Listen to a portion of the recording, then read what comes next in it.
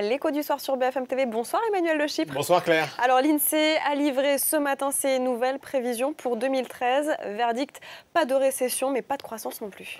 Non, c'est vrai, c'est exactement ça. L'INSEE nous dit que l'activité a sans doute baissé de 0,2% au cours des 3 derniers mois de 2012 et qu'elle devrait ensuite progresser d'un maigre 0,1% au premier et au deuxième trimestre de 2013. Alors progresser, c'est pas vraiment le mot, il s'agit quasiment d'une stagnation. Alors la bonne nouvelle, c'est qu'on ne s'enfonce pas non plus dans la récession.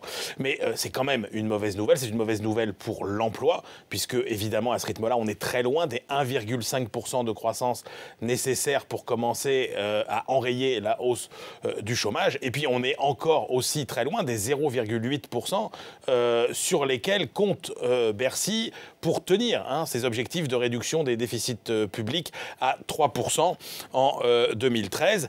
Songez que pour les atteindre, il faudrait que dans la deuxième partie de 2013, au troisième et au quatrième trimestre, la croissance atteigne 1% par trimestre, du 4% en rythme annuel.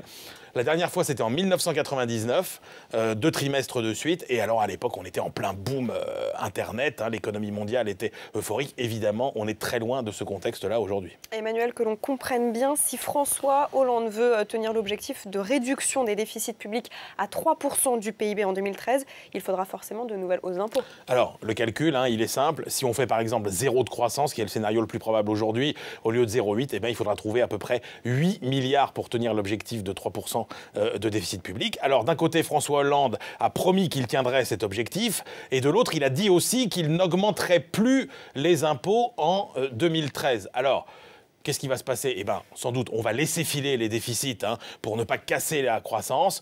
Et en contrepartie, pour ne pas affoler les marchés financiers, on va leur dire que, on va continuer à faire des réformes. C'est sans doute le scénario qui sera retenu par François Hollande et c'est de loin le plus raisonnable. On termine par le chiffre du jour?